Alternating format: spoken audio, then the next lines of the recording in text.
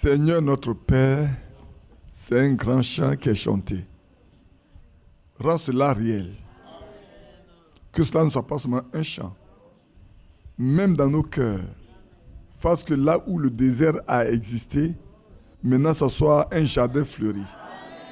Un grand jardin avec beaucoup de fruits qui sont portés en leur saison.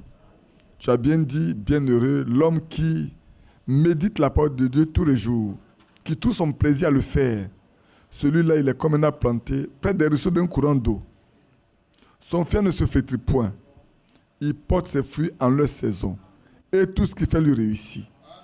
Ce soir, cet après-midi, nous sommes venus pour nous laisser entre tes bras, devant ta face. Seigneur, saisis cette main immuable pour que tout ce dont nous avons besoin, nous puissions l'obtenir. Parce que tu n'as jamais menti.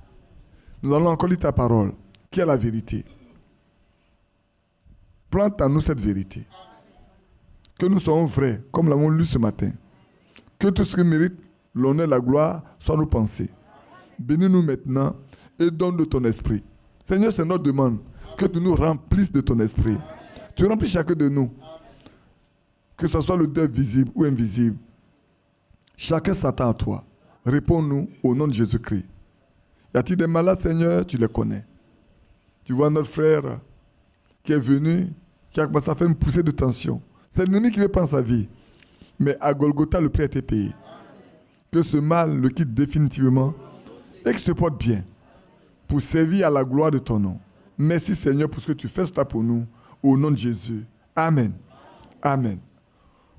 On peut s'asseoir. Nous lirons notre texte de base du matin. Les deux textes de base que nous avons lu le matin. Hébreux 4, 8 et 11. De baisser un peu. De façon, il prend tellement de place, il n'y a pas assez de place ici. Il prend tellement de place que si. Donne-moi celui-là peut-être, ça serait meilleur. Je ne sais pas pourquoi. Ah, il n'est pas bon. D'accord. Donc, c'est chez moi pour m'enlever celui-là. Voilà. On peut le remplacer autrement. Hein? Non, envoie ça. Il me prend trop de place, il me fatigue. Ah, mon Dieu. Bon, alors, enlever, remplacer. D'abord, il n'y a pas assez de place. En plus, il est assez trop gros pour prendre beaucoup de place. Ils ont tout dans leur poche. Hein.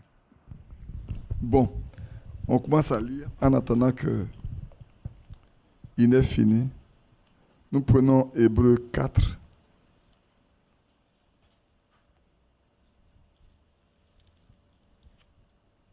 C'était notre tête de base. Donc on va s'insister un peu ce soir dessus. Le verset 8. Car si Josué leur avait donné le repos, Dieu ne parlerait pas après cela d'un autre jour. Il y a donc un repos de sabbat réservé au peuple de Dieu. Que Dieu soit loué. Car celui qui entre dans le repos de Dieu se repose de ses œuvres, comme Dieu s'est reposé des siens. Empressons-nous donc d'entrer dans ce repos. Ouais. Ça peut aller. Il n'entre pas trop dans ma bouche, mais c'est bon.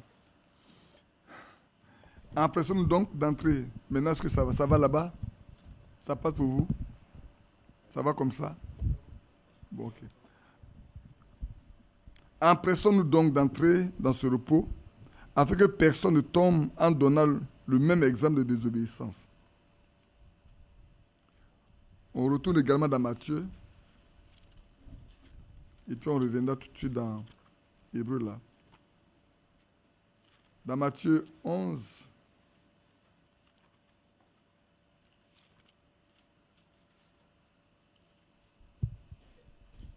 c'est toi qui sais. Dans Matthieu chapitre 11, j'ai lu cette fois-ci, verset 27. Toutes choses m'ont été données par mon Père. Et personne ne connaît le Fils si ce n'est le Père.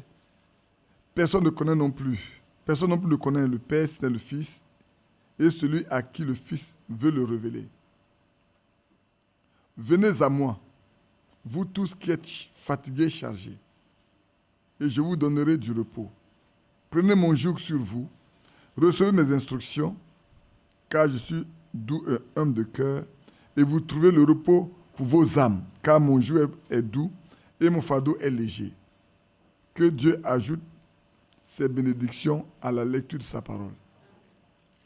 Quand nous regardons dans Hébreux, comme nous l'avons lu ce matin, que nous lisons, il y a donc un repos de sabbat réservé au peuple de Dieu. On a encore le repos qui est réservé seulement au peuple de Dieu. À ceux qui sont son peuple, ils doivent savoir que Dieu a réservé encore un repos. Et si quelqu'un a dans ce repos, il se repose de ses œuvres. C'est parce qu'ils sont fatigués. Ils ont besoin de nous reposer. Dieu s'est reposé des siennes. Maintenant, il veut également que ses enfants qui sont à lui se reposent. C'est pour ça qu'il nous invite à nous empresser. Parce qu'il y a encore un temps. Si on poursuit, on verra bien que le temps qui est réservé là, un jour prendra fin. Parce que Dieu l'a dit dans les derniers jours. Et on a dit bien les derniers jours. Quand on parle des derniers jours, c'est les 2 derniers 2000 ans qui restent. Nous sommes dans ces 2 derniers 2000 ans. Nous le sommes. Dans ces 2 derniers 2000 ans, il y a encore un temps pour avoir le repos. Et cela dit, il va faire quoi? Il va répandre son esprit sur toute chair. Lui-même va le répandre. Il a dit de demander. Il le donne à ceux qui le lui demandent nuit et jour.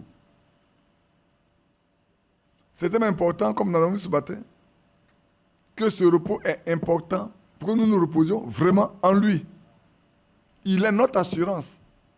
Le matin, on a lu. Il est notre gage.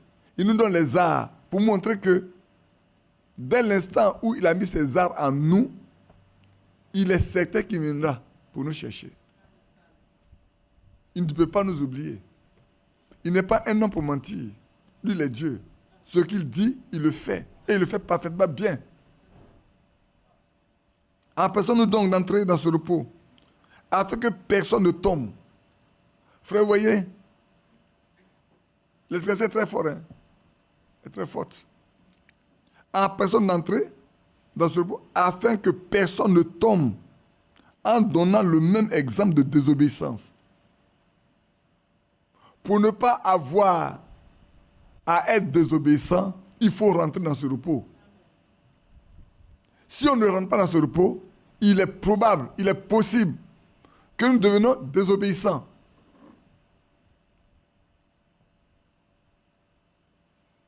Dans le désert, ils devaient rentrer dans le pays de repos. Ils ne sont pas rentrés. Jésus leur a donné le pays en partage. Mais c'est vrai, mais ils ne sont pas rentrés dans le repos. Mais à nous, on n'a pas un pays en partage, on a un pays promis. On a un pays promis. Et dans ce pays-là, si tu rentres là-bas, il n'y a pas moyen de devenir désobéissant. Il dit, je vais vous préparer une place. Quand j'aurai fini, je viendrai vous prendre. Afin que là où je suis, vous y soyez aussi. Si on est avec lui, il n'y a pas moins de désobéissance. On est plutôt consolidé avec lui. On forme la même nature. Frère, on devient un avec lui. À ceux qui l'ont reçu, il leur a donné le pouvoir de devenir enfants de Dieu. C'est important. Et dans Matthieu, comme on l'a dit, il invite ceux qui sont fatigués. Ce sont ceux qui sont chargés eux-mêmes, fatigués de venir. Et il veut leur donner aussi le repos. C'est vrai, le matin, on a demandé qui veut aller, qui veut avoir le repos. Nous tous, on a levé nos mains. Nous tous, nous voulons aller dans le repos. Parce que si on n'a pas ce repos-là, ça serait de la catastrophe pour nous. C'est nous qui sommes parvenus à la fin des temps. Oui, frère.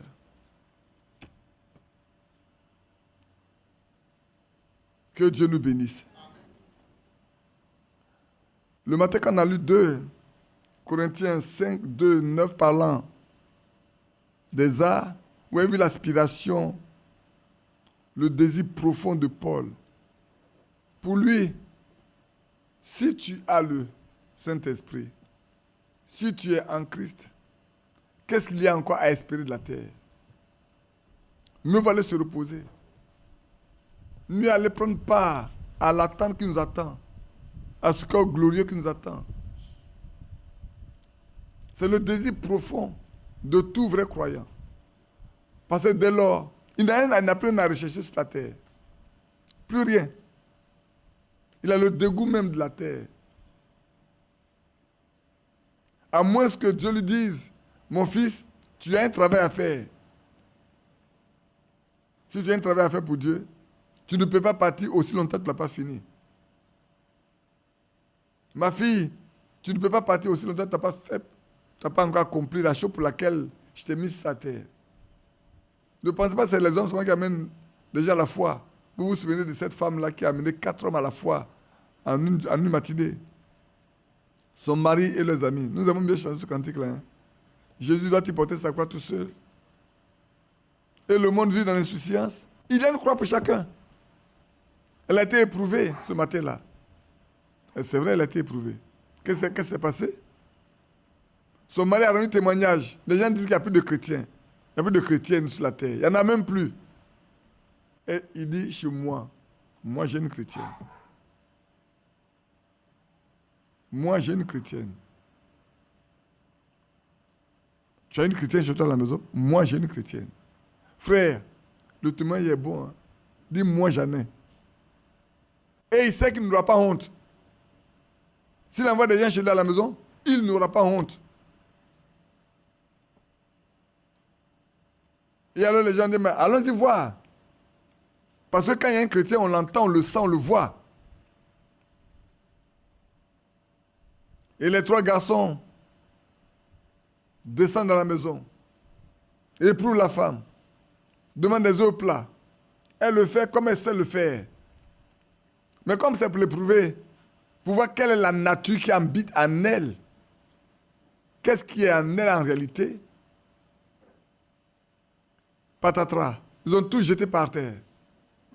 La femme qui est en train de cirer son plancher se retrouve avec de l'huile, son assiette et tout ça à terre. Oh là là, quelle réaction devons-nous avoir, nous autres, qui sommes un peu nerveux, voyant tout le désordre partout. Nous ne sommes jamais contents. Là, je dis, mais qu'est-ce que tu m'envoies ce matin? C'est la question qu'on a répondu. Mais qu'est-ce que tu m'envoies ce matin? Viens me voir là. Qu'est-ce que tu m'envoies ce matin? Qu'est-ce que c'est cette histoire-là? C'est comme ça se passe chez eux à la maison, avec les femmes.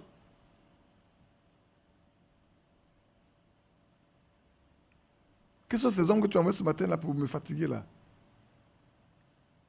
Je n'aime pas ça, hein, mon chéri, je n'aime pas ça. Elle dit, ben, mon chéri, elle lui dit, on dirait bien mon chéri, mais elle dit, je n'aime pas ça. C'est pas ce qu'elle a fait. Elle a demandé pardon. Elle s'est mise à lui demander pardon. Pour lui dire, si ce n'est pas comme ça que vous le voulez, montrez-moi comment vous le voulez, je le fasse pour vous. Là, ça déboussole. Hein. Tu abîmes quelque chose de quelqu'un, au lieu qu'il se mette en boule, te dit, mais pardonne-moi. Montre-moi comment tu veux que je le fasse pour toi. Parce que c'est ce que tu veux. Peut-être que je ne le fais pas comme tu veux, mais comment tu veux que je le fasse? J'ai encore des œufs, je peux encore recommencer. Montre-moi comment tu veux que je le fasse. Et comme personne ne parle, il y a une seule chèque à faire pour son balai. Elle a commencé à chanter. Est-ce que Jésus doit porter sa croix tout seul? Ce matin, son mari lui a porté une grosse croix. Et elle est prête à apporter la croix. Elle n'en veut pas son mari. Elle en veut. Elle dit, mais est-ce que Jésus doit-il porter sa croix tout seul? Il a une croix pour chacun. Je porterai la mienne jusqu'à ce que la mort me sépare d'elle. Et là, quand je mourrai, je vais porter une couronne. La nature qui en est n'a pas changé. Parce que c'est celle de Dieu qui est en elle et qui est en elle. J'ai l'habitude de dire que quand vous prenez une boîte de lait, prenez un caillou, un fer, cabossez la boîte de lait, tapez comme vous voulez. Et puis après, prenez une pointe ou n'importe quoi, percez. Est-ce que le lait va devenir rouge, jaune, vert, changer de couleur le lait? Non. Parce que dans la boîte, il n'y a que le lait. Quelle que soit la forme que la boîte va subir, le contenu qui est dedans, c'est le lait. Il ne changera pas.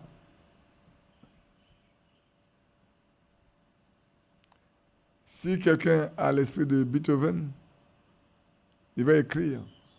Mais s'il a Bob Marley en lui, il ne va que chanter avec des dreads sur sa tête. S'il a l'esprit d'Alpha Blondy, qu'est-ce que vous voulez qu'il fasse? Mais si nous avons l'esprit de Christ, nous devons produire Christ. Alors qu'est-ce qu'il y a nous? Frère, le matin j'ai dit, nous qui sommes parvenus à la fin des temps, nous les croyants à la fin des temps, notre sécurité se trouve dans le baptême Saint-Esprit. Vous savez pourquoi? Parce que c'est le thème le plus important auquel les apôtres étaient confrontés en leur temps. Et nous, il nous est dit que le message que nous avons reçu précède la seconde venue de Christ. Le retour du Seigneur. C'est ça, non? Si je me trompe, dites-moi. Cela précède. Donc, prépare des hommes pour le retour de Christ. Nous ramène à la foi des apôtres. Si c'est le cas, nous devons comparer ce que nous sommes à ce qu'ils étaient. Le seul moyen que nous avons, c'est de nous, non pas me comparer à Achille ou à ma soeur Monique ou à mon frère Bouti. Frère, ne nous comparons pas entre nous. C'est une vaine gloire. S'il y a quelqu'un à se comparer aujourd'hui, c'est se demander est-ce que je suis semblable à Christ. Moi, je chante ce cantique là, oh, rends-moi semblable. C'est ça, non? Oh, rends-moi semblable à toi. Mais que cela devienne une réalité, ça ne se passe pas méchant. Si je dis, rends-moi semblable à toi, ça doit être une prière. Seigneur, je vais être semblable à toi. Je vais vivre comme toi. Je vais parler comme toi. Je vais marcher comme toi. Je vais réfléchir comme toi. Je vais aimer comme toi. Je vais être doux comme toi. Je vais être simple comme toi.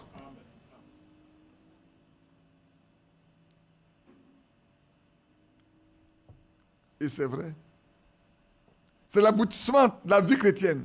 Quand quelqu'un arrive à la fin de sa course avec le baptême du Saint-Esprit, il a vraiment abouti. Le matin, j'ai dit, sans le Saint-Esprit, on n'a pas encore fini la conversion. Alors le Seigneur a dit à Pierre, quand tu as converti, affermis tes frères. Le matin, on a regardé où était l'aveuglement spirituel des croyants de cet âge. Ils ont marché avec lui pendant des années. Ils ont vécu avec lui. Ils ont guéri même des malades. Ils ont envoyé guérir les malades. Mais quand l'heure est arrivée, la vraie nature de chacun a été prouvée. Les deux disciples partaient à Emmaüs chez eux. Ils ont montré à Jésus qui ils étaient. Ils étaient aveugles, spirituellement aveugles. Ils voyaient, mais Jésus était avec eux, ils ne le reconnaissaient même pas. Il a fallu qu'il fasse quelque chose pour qu'ils le connaissent, qu'il ouvre les yeux. Il y avait un incrédule de forte taille, numéro 2, Thomas, Didyme. Il pouvait dire, moi, si je n'ai pas vu. Il vit par la vue. Beaucoup de croyants vivent par la vue. Ils ne vivent pas par la foi pour obtenir les promesses divines. Ils ne peuvent pas aller loin. Et c'est beaucoup. Nous sommes nombreux comme ça aujourd'hui. Devant n'importe quelle situation, nous tombons très bas, rapidement. Nous réagissons nerveusement.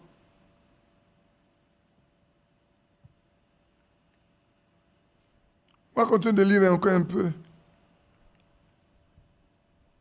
La vie même qui était en Christ doit habiter en nous. Le matin, on a lu Romains 8, verset 9, non? Si l'Esprit qui est en Christ habite en nous, alors nous lui appartenons. Si son esprit n'habite pas en nous, nous ne lui appartenons pas. Si l'Esprit de Christ n'habite pas en nous, nous ne lui appartenons pas. C'est formé, c'est clair, c'est frère. Le problème n'est pas d'aller à l'église. Le problème n'est pas de s'asseoir pour écouter. Ça ne suffit pas. La première des choses, c'est de connaître Jésus. Amen. Et de l'avoir pour maître et Seigneur. Vous savez, la Bible, la première fois dit, on ne peut pas dire que Jésus est Seigneur sans l'Esprit. Personne ne peut dire que Jésus est Seigneur sans l'Esprit. Seigneur veut dire propriétaire. Mais comment tu peux dire qu'il est ton propriétaire quand tu ne lui appartiens pas? Comment tu peux être sa propriété alors que tu ne lui appartiens pas? Tu n'es pas de lui.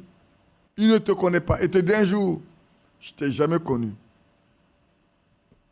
Toi, tu dis, mais je te connais. C'est que chacun de vous a lu cette histoire de ces jeunes petites filles. On les a fait sortir de l'école pour aller accueillir le roi. On a donné des drapeaux à chacun. Et chacun, on leur a dit quand le roi va passer, il faut lever ton drapeau. Et ça nous arrivait, nous tous, quand on était encore élèves, au temps du feu Boigny, quand les présidents étrangers arrivaient, nous les élèves, nous mettions au bord de la route pour les accueillir. C'était la même chose avec ce roi-là. Et la petite fille, elle a levé le drapeau, elle a tout fait, mais n'était pas satisfaite. Et quand la cérémonie est finie, on l'a cherchée partout, ça m'était lâché partout, tout le monde l'a cherchée partout, on ne la voit pas. Elle était arrêtée près d'un poteau, pleurant amèrement. Et quand on l'a retrouvée, elle dit, mais pourquoi pleures-tu, la petite? N'as-tu pas vu le roi? Il dit, si, j'ai vu le roi. N'as-tu pas agité ton drapeau? Il dit, j'ai agité mon drapeau. Il dit, mais pourquoi tu peux dire, j'étais tellement petite, mais le roi ne m'a pas vu. Comme le roi ne m'a pas vu moi, c'est pour ça que je pleure. Frère, agitons nous tous. Le disant, nous sommes chrétiens, nous l'agitons. Nous disons que nous connaissons Christ. Mais posons la question, est-ce qu'il nous connaît? Est-ce qu'il rend témoignage de nous? Est-ce qu'il nous dit que nous sommes son fils? Là où se trouve la question. Qui es-tu pour lui? Cet après-midi, la question qui est posée, c'est celle-là. Qui es-tu pour Christ? Fais-tu partie de son corps? Et on y rentre dans ce corps, on ne rentre dans ce corps que par le Saint-Esprit, par le baptême du Saint-Esprit. Pas par le baptême d'eau. C'était par le baptême d'eau, mais le ciel s'est rempli. C'est vrai. Vous savez, quand on partait en Samarie, Simon le magicien faisait beaucoup de miracles. Quand Philippe est arrivé là, et qu'il a vu les miracles de Philippe, et que tout le monde était convaincu, Simon même s'est fait baptiser. Il est devenu disciple. Mais ce qui en lui n'a pas encore changé. C'était le baptême d'eau, mais Simon aussi serait membre du royaume. Et Dieu va mettre sa nature en nu. Frère, il doit toujours quelque chose mettre notre nature en nu. Prenons garde. Il doit toujours quelque chose pour démontrer qui nous sommes. Or, si les apôtres n'étaient pas descendus là, et que les choses étaient restés comme ça, Simon serait un grand serviteur de Dieu là-bas. Peut-être même là, pouvoir finir par être diacre ou ancien. Chili. Là, il finit par être peut-être un chantre, un diacre, un ancien, occuper un rôle quelque part. Mais les apôtres sont descendus, Pierre et Jean sont descendus, pour se rendre compte de ce qui s'est passé. Et là, ils ont prié, ils ont imposé les mains pour que le Seigneur descende. Les gens ont reçu, mais lui, il n'a pas reçu. Alors, il pouvait demander, il pouvait offrir aux apôtres de l'argent pour avoir la puissance. Il aime la puissance, hein. Il aime être puissant. Là, tu étais un homme qu'on admire. Vous savez, il y a des gens dans le monde là, quand ils viennent dans la foi, ils pensent que c'est la même chose. Ils veulent t'admirer. Ils veulent se faire voir. Comme mon fils me dit, ils aiment aujourd'hui faire le développement personnel. Organiser de grandes choses pour qu'on les voie. On ne va pas au ciel avec ça. L'humilité précède la gloire, l'orgueil précède la chute. Tout ce qui est orgueilleux va finir en enfer.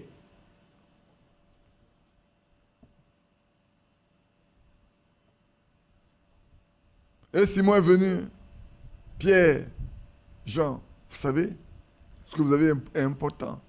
En ces temps de la fin où les choses sont difficiles, les gens en ont besoin. Nous, on connaît la région. Hein. On connaît le peuple qui est là, on connaît. Tenez un peu d'argent. Donne-moi aussi un peu le pouvoir là. Et puis bon, quand vous ne serez pas là, je continue à votre nom. Pierre a regardé et dit, ce qui est en toi là ne mérite pas le royaume. Frère, vous comprenez que on peut manquer de discernement, non? On peut faire beaucoup de miracles et manquer de discernement. Si Philippe n'avait pas manqué de discernement, il ne l'aurait pas baptisé. Parce que cet homme-là n'est pas converti. C'est faux? Il a compris que ce type-là, il n'est pas converti. Mais il n'a pas vu. Dieu l'a laissé. Et il l'a baptisé. Et c'est comme ça que beaucoup de démons se font baptiser dans les églises. Ils occupent des places. Ils progressent.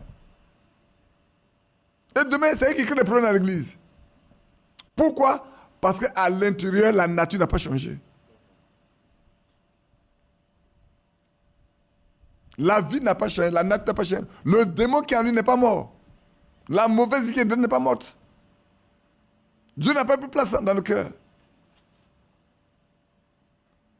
Oui, c'est vrai. C'est dur à dire, mais il faut le dire. Simon en est un exemple partant pour nous montrer qu'aujourd'hui encore, ce qui s'est passé au temps des apôtres, frère, si c'est passé au temps où l'Esprit de Dieu était activement en action, ce n'est pas à nous, notre temps, qui semble être un temps mort, que cela va manquer. Ce n'est pas en ce temps-là qu'on ne verra pas ça. Et qu'on manque toujours de discernement, on prendra tout le monde comme des croyants. C'est vrai. Que Dieu aide chacun de nous. Vous savez, nous on avait hébergé des hommes quand on était étudiants. En ce moment, il n'y avait pas beaucoup de croyants. On cherchait des croyants. Et il y a un qui est venu, à qui on a parlé. Il n'a pas un lieu, alors que le gars n'a pas un lieu où habiter. Mais il a trouvé un lieu parmi les étudiants pour rester. On le nourrit et après il disparaît. Il va s'asseoir, il fume quelque part et puis il revient. On n'a jamais su. Pourtant, on jeûnait, on priait, on jeûnait, on priait. Il y a beaucoup de choses qu'on voyait. Mais pour lui, on n'a jamais vu. Et puis un matin, on va à l'école. Lui, il n'est pas un étudiant. Non, c'est un frère. Alors, moi, en ce moment, j'ai quitté la chambre d'où j'avais une chambre individuelle. Et les bacs caritaires, ils étaient dans la chambre individuelle, la chambre double là. Avec eux, ils étaient 3 ou 4 dedans, plus lui. On ne peut pas fermer la porte pour le laisser. On ne peut pas le mettre dehors. Et alors qu'on est tous partis à l'école, il a descendu les gros sacs. Il a tiré les habits. Il a fait un bon paquetage. Il a pris les postes radio. Il a tout mis dedans, fermé, il a mis dans son dos. Il a rabattu la porte et puis il est parti. Quand les bacs sont arrivés de l'école, ils n'ont plus d'habits. Ils n'ont plus d'argent. Tout est parti. Tout. Sauf les livres sont restés. Parce qu'il n'est pas étudiant. Encore qu'il pourrait prendre les livres pour les vendre, pour avoir de l'argent. Mais il a eu pitié. Frère, on a vu ça. Ces choses-là, on en a vu. Je peux vous raconter tas d'histoires qu'on a vécues. Beaucoup. Le baptême d'eau ne fait pas de nous incroyants. La première communion ne fait pas de vous incroyants. Non. Le baptême d'eau ne vous donne pas automatiquement le Saint-Esprit. C'est faux. C'est vrai. Nous devons le savoir. Le temps est arrivé, frères et sœurs. Le moment est arrivé où nous devons recevoir l'authentique Saint-Esprit qui vient de Dieu.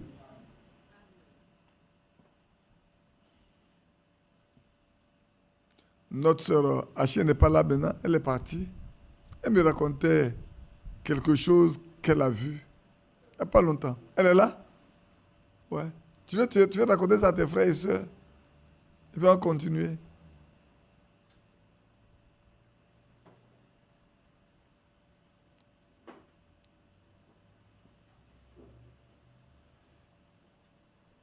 Je sais que ma soeur, elle a eu son livre, elle n'a pas pu lire, et puis elle est venue à l'église avec. Tout ce dont on parle là, beaucoup d'entre vous ont vu quelque chose, ont lu quelque chose. Je ne sais pas ce qui s'est passé, mais il y a une concordance des choses telles que, bon, c'est comme ça. Lui, tout ce qu'il voulait, c'était ça. Et qu'elle a fini là-dedans, sa belle-mère pour lire, sa belle-mère n'a pas fini de lire. Qu'est-ce que c'est le Saint-Esprit? Elle vient à l'église ce matin. Elle le lit avec lui, avec elle. Ça, il faut parler. Dieu vous bénisse, frères et sœurs. C'était dans le mois de décembre. Dans le songe, j'ai vu que nous étions sous la bâche. Et puis un homme passait pour nous. Est-ce qu'en décembre, on était déjà sous la bâche? Pour nous partager les fruits. Les fruits étaient beaux dans un plateau et chacun prenait sa part. Donc, la sœur Baudou, le complet qu'elle a porté ce matin, elle était dans ce complet. Et puis, on était sous la bâche. Donc, ce matin, quand elle venait, je l'ai vue dans le complet. Je dis, ah Seigneur, qu'est-ce qui se passe? Voilà l'habit que la sœur a porté, que j'ai vu dans mon songe. Et ce matin, vraiment, avec la prédication, moi, voilà, nous sommes, Dieu est avec nous. C'est tout ce qu'il fait. Yako. Je fatigue tellement de moi. Mais c'est ici. Je fatigue tellement. Frère, ne prenez pas les choses à la légère. Sœur, ne prenez pas les choses à la légère. Beaucoup, à l'extérieur, quand ils vont écouter ça, ils vont dire, frère Badi cherche à montrer quelque chose. Je ne montre rien. Je ne montre rien. Le matin, moi, j'ai bien vu comment Dieu a conduit les choses tranquillement. Quand je vois les cantiques qui ont été chantés le matin, j'étais là, j'ai dit, mais qu'est-ce qui se passe? J'ai dit à personne ce que j'allais faire. Je vous avais annoncé un sujet déjà, non? Et je n'arrive même pas à rentrer dans ce sujet depuis. Et je tourne autour du sujet seulement. Quand je me lève, je me tourne autour. Je dis, mais Seigneur, qu'est-ce que tu veux? C'est de ça que tu veux qu'on parle ou pas? Et puis, j'ai pris simplement. Et là, voilà que l'on nous fabrique un. Et qui correspond bien aux besoins que nous avons maintenant. Oui, frère. Pour revenir un peu en arrière, le baptême d'eau ne fait pas de toi un chrétien. Même si tu es baptisé au nom du Seigneur Jésus, dans le baptême d'eau par immersion, ça ne fait pas de toi un chrétien. Tu peux rester voleur. Tu peux rester impudique, adultère, menteur. Tu peux rentrer buveur même. Ivrogne. Tu peux l'être. En pensant que le fait d'avoir pris le baptême au nom du Seigneur Jésus-Christ, tu ouvres la porte pour le ciel. C'est faux. Si c'était le cas, il n'y aurait jamais eu de livraison à Satan en Côte d'Ivoire.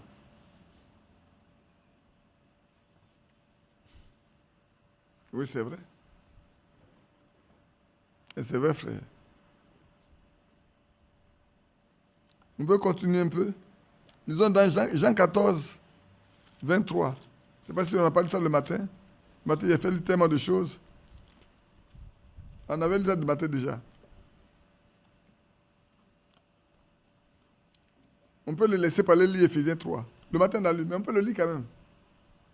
Si quelqu'un m'aime, il gardera ma parole, et mon Père l'aimera, et nous viendrons à lui, et nous ferons notre demeure chez lui.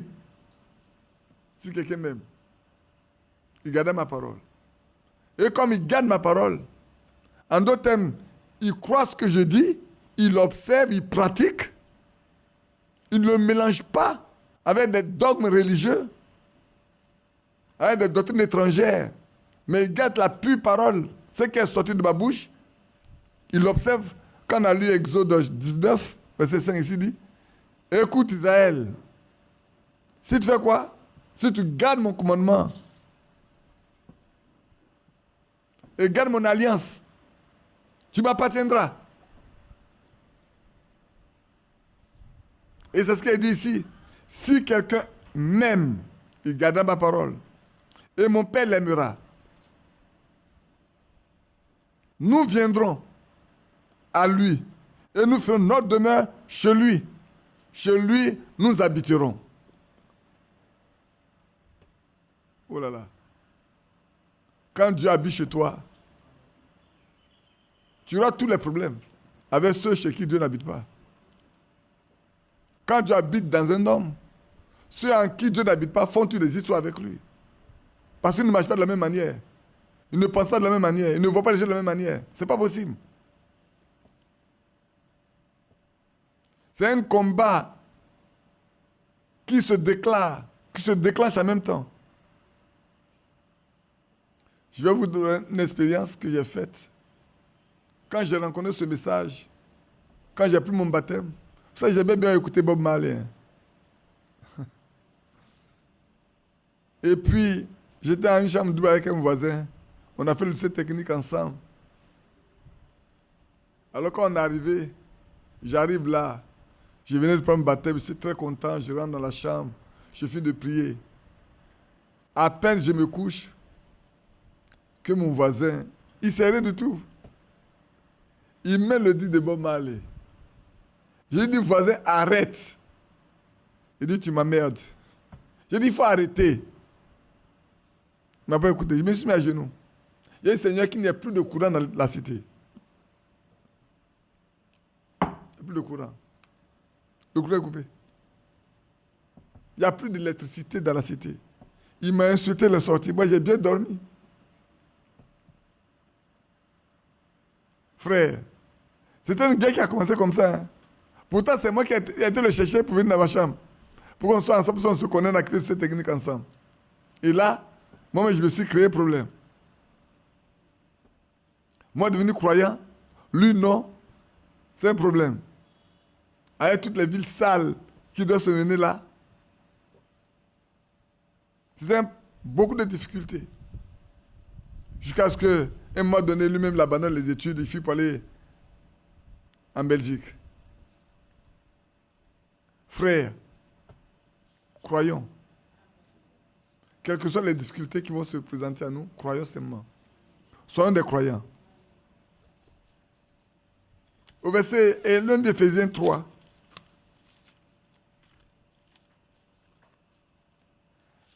Je lis ces choses pour nous dire, frères et sœurs, que nous devons nous empresser. Le temps est venu pour que chacun puisse se disposer. Pour dire au Seigneur, me voici, prends-moi avec toi. Je veux vraiment vivre avec toi. Je veux marcher avec toi. Je ne veux pas me contenter de mon baptême d'eau. Ça ne me suffit pas. Verset 14, verset 19. 3, 14 à 19. L'apôtre Paul dit, je vais lire le verset 13. Aussi, je vous demande de ne pas perdre courage à cause des afflictions que j'endure pour vous. Elles sont vos gloires, votre gloire. À cause de cela, je fléchis les genoux devant le Père, de qui toute paternité dans les cieux et sur la terre tire son nom, afin qu'il vous donne, selon la richesse de sa gloire, d'être puissamment fortifié par son esprit dans l'homme intérieur. Que son esprit nous fortifie. Quand on voit esprit avec la lettre majuscule, E majuscule, c'est le Saint-Esprit. En d'autres termes, que le Saint-Esprit fortifie notre homme intérieur. En sorte que Christ habite dans vos cœurs par la foi, étant enraciné et fondé dans l'amour. Alléluia. Que Christ habite en nous. Qu'il fasse de chacun de nous sa propre demeure. Frère, le temps est venu. On demande une maison pour Christ. Une maison pour son esprit. Si son esprit habite en nous, il rendra la vie à notre corps mortel. L'esprit qu'il a ressuscité là, s'il habite en nous, Quel esprit qu'il a reçu? C'est l'Esprit de Dieu. L'Esprit de Dieu, c'est le Saint-Esprit. Le Saint-Esprit, c'est l'Esprit de Christ qu'il a ressuscité. S'il habite en nous, il rendra la vie à nous. Frère, que notre corps, quand nous mourons aujourd'hui, la vie est dans ce corps. Quelqu'un va dire encore autre chose. Mais qu'est-ce qui s'est passé avec Élisée? Même ses os avaient la capacité de ressusciter un mort. À votre raison, vous qui êtes entrés en période, en temps, c'est quoi? C'est le sang des boucs des taureaux. Il vivait en espérance qu'elle arrivait. Mais il était tellement loin que même ses os morts, blanchis, contenaient encore la puissance pour amener moi à la vie. C'est ça que frère, vivant, si on impose les mains aux malades, les malades doivent guérir. Parce que si tu es loin, l'onction est sur toi, l'Esprit de Dieu en toi, quand tu poses les mains, le résultat c'est qu'il guérisse. Oui frère. C'est pour ça que le Seigneur dit, c'est les signes qui les accompagnent. Le moyen par lequel je les fais connaître aux hommes, c'est ça. Il veut vous faire connaître aux hommes. Il veut vous montrer aux hommes que vous êtes différents d'eux.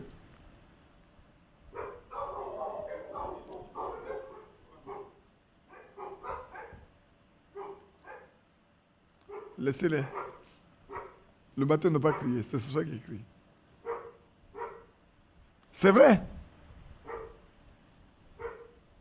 Frère, le Seigneur veut montrer à l'humanité, aux hommes autour de vous, que vous êtes différents, que vous lui appartenez, et que ce qu'il a fait, vous êtes capable de le faire, parce que lui, il a fait ça avant. Si l'Esprit qui est en lui habite en vous, ce qu'il a fait, vous devez le faire.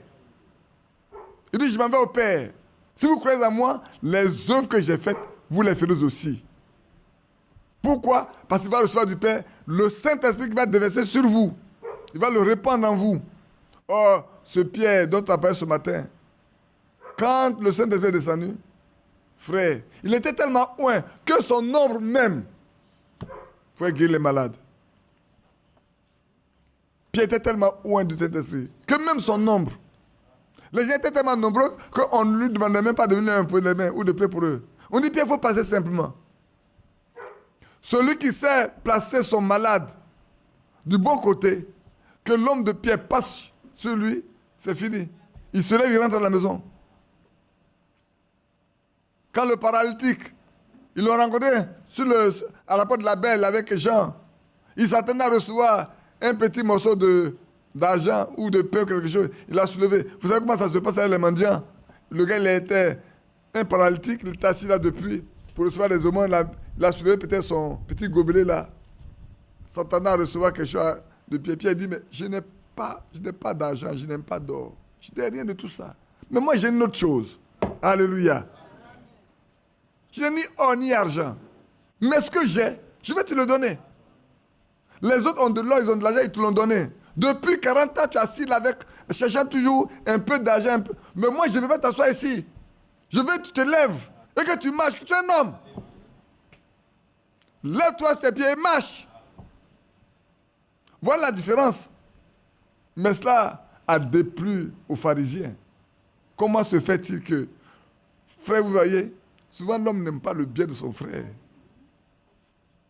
Aussi longtemps il a été assis là qu'on lui donnait quelques piguinis, pour parler comme ça. On le prenait en pitié, c'était suffisant pour eux. Mais là, tout son être, délivré, sauvé, libéré, il peut marcher pour aller à la maison, s'occuper de lui-même, on n'est pas d'accord. Pourquoi vous avez fait ça? Par quelle puissance avez-vous fait ça? Et pour ça, on les appelle pour les interroger. Pourquoi? C'est de la jalousie. Comme ce n'est pas eux qui l'ont fait, pourquoi c'est l'autre qui a fait? Bien-aimés frères, est-ce qu'on n'a pas ces choses en notre temps? Ça n'a pas changé. L'esprit ne meurt pas. Il passe d'âge en âge, de siècle en siècle. C'est le même esprit. Ce méchant esprit qui était sur Caïn là, c'est le même qui est venu sur Judas. L'esprit qui était sur Caïn n'était pas un esprit de meurtrier, mais c'est la même chose. Ça n'a pas changé. C'est le même esprit qui est venu sur Judas. Mais ce n'est pas Judas qui l'a tué, mais c'est lui qui a trahi Jésus. Oui, frère. Pourquoi? Regardez bien. Judas a bien mangé. Il était le trésorier de Jésus. Je vous ai dit la fois dernière que, avant qu'il ne les choisisse, il a passé toute une nuit sur la montagne à prier. Il a passé toute une nuit sur la montagne à prier jusqu'au matin. Et qu'elle est venue, parmi tous ces 10, il a choisi 12, dont Judas, le meurtrier. Il savait pourquoi il a choisi. Il savait que c'est lui seul qui peut faire ce travail-là. Il est né pour ça. Il y en a qui sont nés pour faire le mal. Même ils viennent à l'église pour faire le mal. Comme Antiba dit, faites attention. Le diable va introduire quelqu'un au milieu de vous. Il va être bien su, bien vu. Il va même occuper un bon poste. Et il va commencer à créer une sorte d'infiltration avec un esprit de discorde. Si vous l'aimez, priez pour lui. S'il est destiné à la vie, il va se classer. Sinon, c'est lui qui va courir tous les problèmes, il va partir. C'est vrai. C'est ainsi qu'il est né. Et ici, nous lisons bien. En sorte que Christ habite dans vos cœurs par la foi, étant enraciné et fondé dans la méchanceté? Non, dans l'amour. Enraciné, fondé dans l'amour. Qui est amour? C'est Christ. Qui donne l'amour? C'est le Saint-Esprit qui le répand dans nos cœurs. Lui, il est l'amour. Il est la paix. Il est la joie. Il est notre sécurité. Le matin, on a regardé un peu des choses qui peuvent nous empêcher de recevoir le Saint-Esprit. Quand je vais lire, si on a le temps de lire, vous verrez bien. Je continue. Que vous puissiez comprendre avec tous les saints quelle est la largeur, la longueur, la profondeur et la hauteur, et connaître l'amour de Christ, qui surpasse toute connaissance, en sorte que vous soyez remplis jusqu'à toute la plénitude de Dieu. Nous soyons remplis jusqu'à tout ce qui est Dieu. Chacun doit être rempli de tout ce qui est Dieu, comme Jésus était rempli de tout ce qui est Dieu. Frère, et quand on arrive à ce niveau-là, qu'est-ce qui reste? On n'est plus homme. On est Dieu. On est des fils de Dieu. On agit comme Dieu, on parle comme Dieu, on marche comme Dieu, on pense comme Dieu. Et c'est vrai. Mais ça n'est pas possible aussi longtemps que l'Esprit de Dieu n'est pas là. Ça doit être rempli, frère.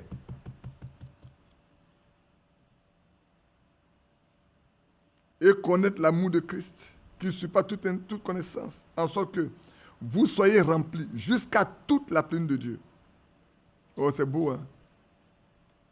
Quand on lit posément, qu'on examine bien avec l'Esprit de Dieu, on peut comprendre ce que c'est. Prions que Dieu nous aide, frère.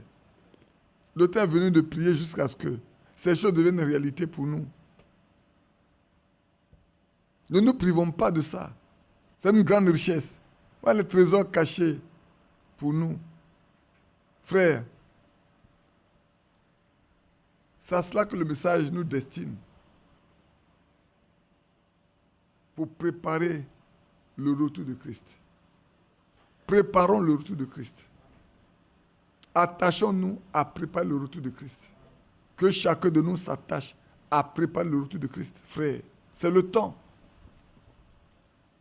C'est le temps. Chacun de nous se préoccupe de comment faire pour préparer le retour de Christ. Avec quand il viendra, on ne soit pas en laisse. Et c'est vrai. Ne chantons pas seulement. Ne crions pas seulement. Ne jouons pas. N'allons pas seulement chauffer les bancs ni les chaises. C'est autre chose.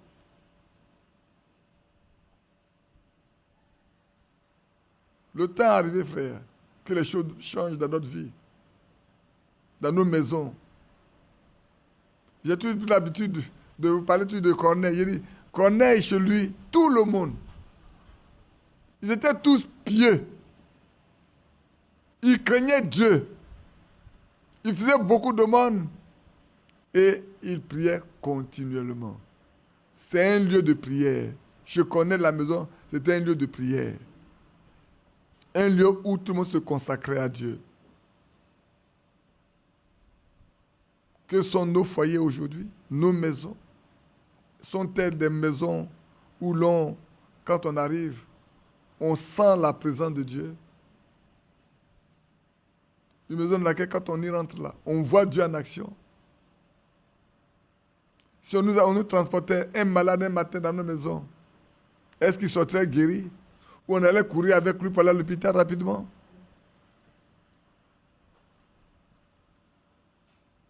Frère, on vient de trouver là avec quelqu'un mort à la maison.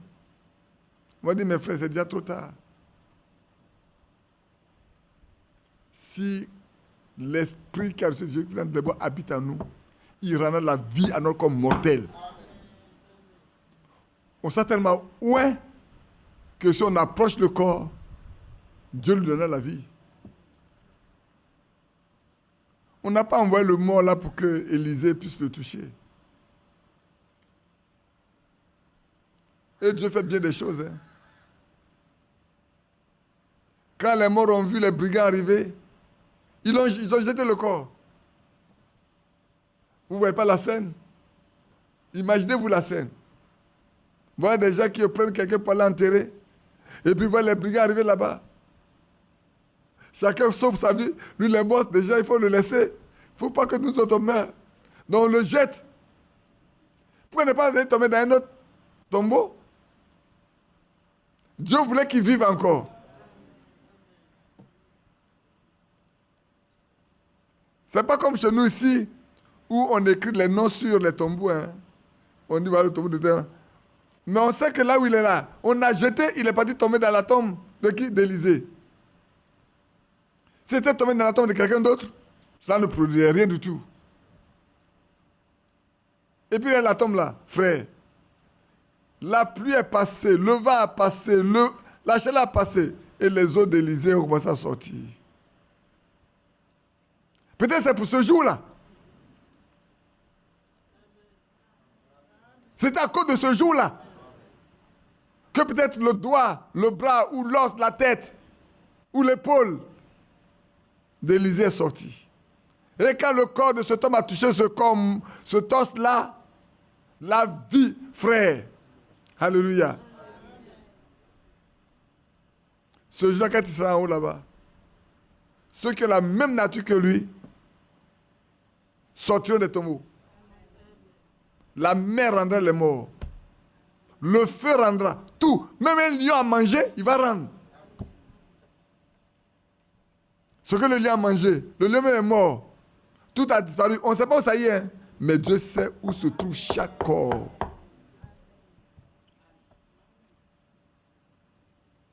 Et le mort touche les os d'Élisée et la vie rentre en lui. Retournez-vous pour voir en arrière, qu'est-ce qui se passe? De qui maintenant on a peur? Est-ce qu'on a peur des brigands ou c'est du mort qu'on a peur? Celui qui était précédemment mort se met à courir.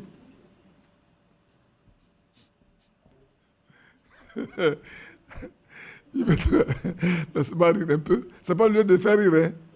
Je vois quand les gens vont courir, les gens derrière. Le mois arrivant, chacun dans sa maison, il ferme la porte. Qui arrive là? C'est pas le mot. Frère, que Dieu nous aide. C'est pas celui qu'on vient d'enterrer là. On ne voudrait pas t'enterrer là. Qu'est-ce qui s'est passé? Il est ressuscité. Il y a longtemps, on n'a pas vu de résurrection. Il y a longtemps, on n'a pas vu de résurrection. Et voir quelqu'un sorti de là, d'une tombe. Il n'est pas tombé il n'est pas dans sa tombe parce qu'on n'a pas encore arrivé là où il faut l'enterrer. Il a eu une tombe de seconde main. Il a eu une tombe de seconde main, mais la tombe de seconde main avait une vie en elle. Et là, le voilà, oh là là, les enfants vont être heureux de voir que le père vient à la maison. La femme va être heureuse de voir que son mari revient à la maison. Le veuvage est terminé. L'orphelinat est terminé. Il n'y a plus d'orphelin dans la maison. Le père est de retour. Alors on peut lui poser la question, mais qu'est-ce qui s'est passé? Je ne sais pas comment ça s'est passé, mais j'ai touché les os. C'était là où on avait enterré Élysée, là, non? J'ai touché les os d'Élysée. Et la vie est rentrée en moi. Tous mes nerfs ont repris. Frère, quand il y a la résurrection, la maladie disparaît après. La maladie qui a amené la mort, là, disparaît. Et c'est vrai. Comme un sou violent. Vous savez ce qui s'est passé? Qui l'a lu déjà? Il faut que je demande à Jean-Marie. Tu m'entends? Vous n'avez pas encore envoyé le test qu'on a demandé concernant le martyr du catacombe là. Hein. On l'attendait depuis, on ne l'a pas vu. Dis à Frère Kakou s'il peut nous l'envoyer. Alors dans les martyrs, c'est comme un sou violent. Dans l'île de l'Indonésie, où Dieu a commencé à travailler. Là. Il y avait quelqu'un qui est mort, le Seigneur lui dit, allez-y prier pour le mort. Ils n'étaient pas habitués à ça. Allez prier pour un mort. Et si on voit que le mort ne revient pas à la vie. Mais il a dit, allez-y prier pour le mort. Ils ont hésité jusqu'à ce qu'on ait apporté à enterrer le mort. Et puis quand chaque fois qu'il passe, il a dit, c'est à cause de vous que cet homme existe. À cause de votre manque de foi que cet homme existe. Et puis, une fois, il y en a un qui est mort. Au bout de 3 jours, il sent déjà. Il dit, allez prier pour lui. Il dit, je ne vous dis pas d'aller vous cacher dans une chambre pour prier. Allez faire le tour du corps et prier pour lui. Ça sent. Les gens vont se moquer de nous s'ils ne reviennent pas à la vie. Hein. Et puis, ils se souviennent qu'il y a un qui est là-bas, dont la tombe existe. Et chaque fois qu'il passe, on va leur dire, c'est à cause de vous que cet homme existe. Cette fois-ci, il veut être coupable. Mais il sent. Le corps est là, ça sent. Qu'est-ce que vous avez fait, frère? Vous allez obéir, vous allez désobéir encore. Ce soit aligné. Vous faites le tour. Comme on fait à Jéricho, on doit faire le tour de la muraille. Faites le tour. Et puis priez. Ma soeur me regarde.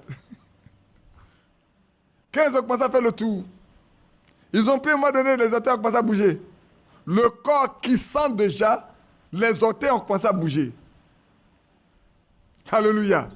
Ils ont regardé, on dit les orteils bougent. Il y en a qui ont dû prendre peur dedans. Qu'est-ce qui se passe?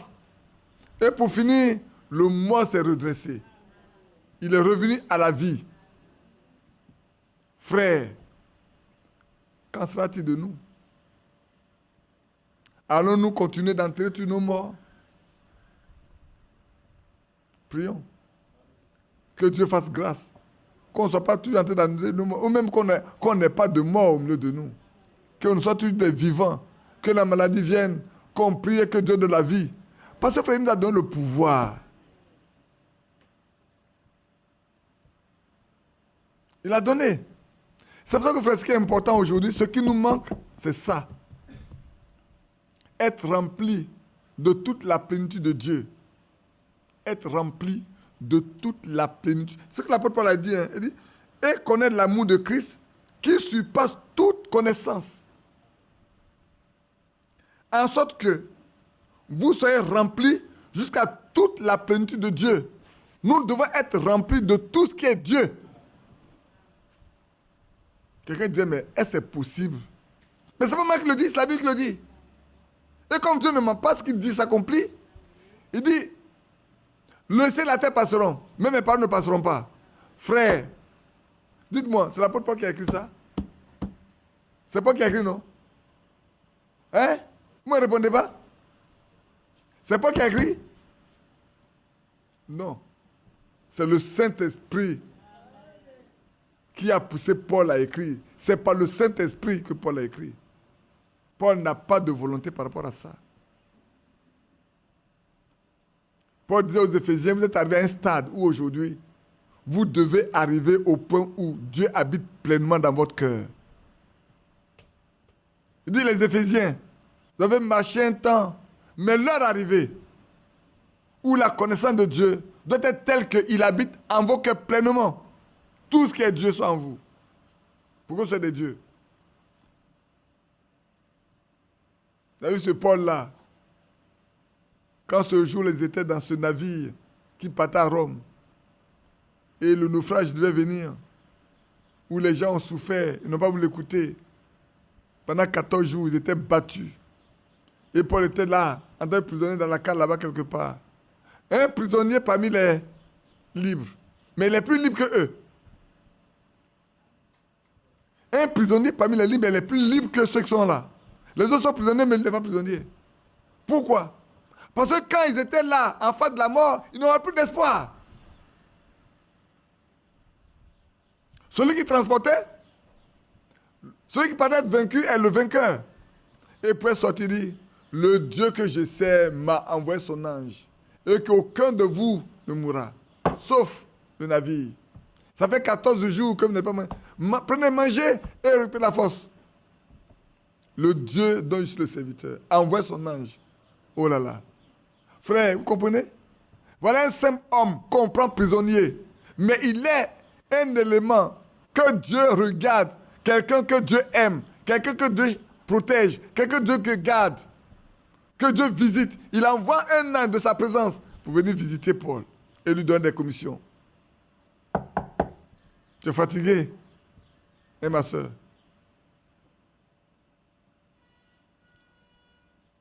C'est vrai.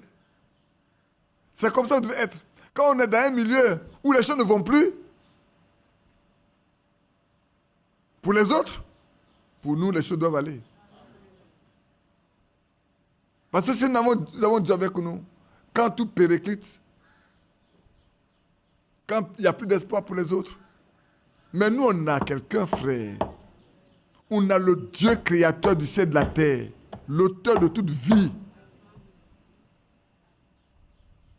Frère, quand je vous regarde, je ne sais pas, vous ne savez pas quel sentiment j'ai. Vous êtes des hommes riches, des hommes grands, des hommes puissants, mais vous vivez de miettes.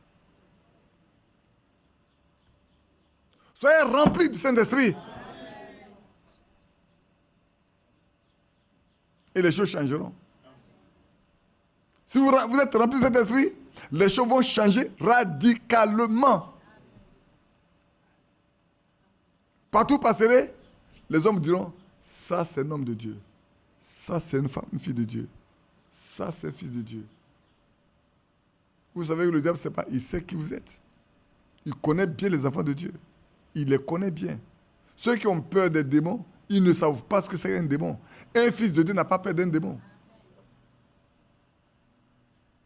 C'est vrai. C'est vous qui devez déranger les gens. Il ne peut pas vous déranger. Votre présence seule est un obstacle pour eux. Parce que ce qui vous accompagne là, ce n'est pas un homme. Le Dieu Tout-Puissant envoie son ange. Les autres n'ont pas vu, mais Pierre et Paul l'a vu. Les autres étaient dans le bateau, mais il a traversé tout le bateau, il est arrivé chez Paul là-bas. Il dit, Paul, je suis venu te dire ce que le Seigneur a dit. Dis-leur que personne ne mourra. Même leurs cheveux ne savent pas. Le navire seul périclitera, mais eux tous sont sauvés. Mais vous allez échouer sur une bande de sable là. Il dit, le Dieu dont je suis le serviteur. Oh là là. Envoie son ange. Le Dieu du ciel, créateur de toutes choses, envoie son ange de sa présence pour venir voir un humain qu'on a fait prisonnier. À cause de quoi? À cause de la parole même qui l'apporte. Oh frère, à cet instant précis, si les hommes étaient intelligents, ils disent, mais cet homme ne mérite pas la prison. Un homme à qui Dieu envoie son ange, et la passe s'accomplit, mais libérons-le. C'est nous qui sommes prisonniers, lui n'est pas prisonnier.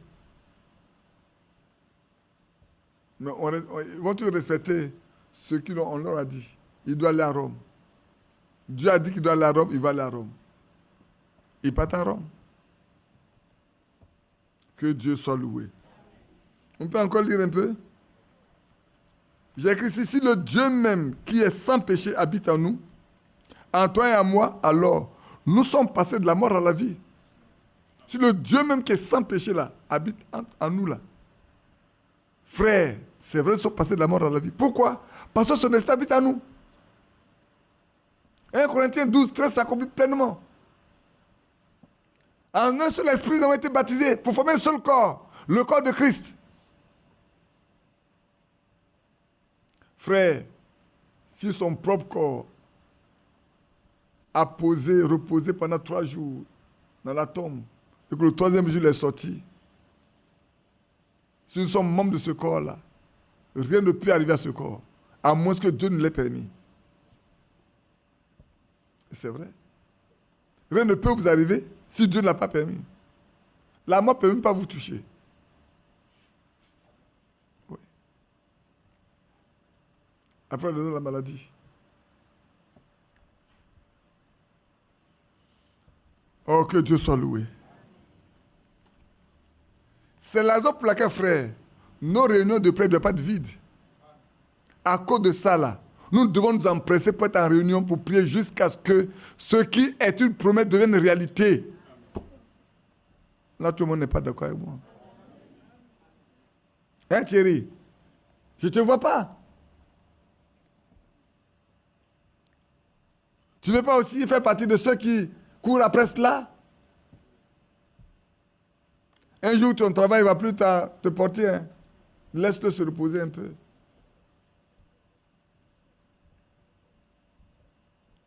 C'est vrai. Oublie un peu le travail par moment. Oublie un peu les exigences de la terre par moment. Courons après les choses du ciel. Mettons ça en priorité, frère.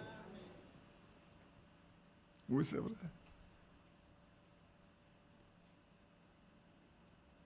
Blanche, doucement.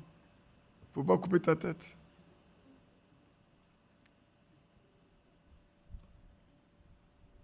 Frère, ce n'est pas le temps de prendre des risques inutiles.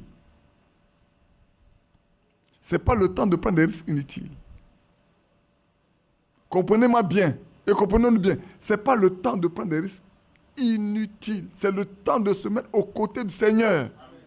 Négliger le Saint-Esprit, c'est prendre un risque inutile qui va nous coûter cher à vie. Ne pas rechercher le Saint-Esprit et que nous soyons remplis à ras-le-bord, frère, c'est prendre un risque inutile. Un jour, tu le regretteras.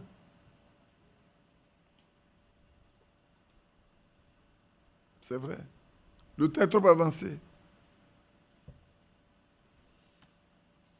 La promesse existe. Elle est faite. Acte 2, 38 et 39, la promesse existe. Elle est faite. Elle demeure. Elle restera jusqu'à ce que l'enlèvement ait lieu. À chacun de nous de rentrer dans la promesse. À chacun de nous. De faire comme Abraham. De persévérer jusqu'à ce que ce qui a été promis devienne une réalité. Oui, frère.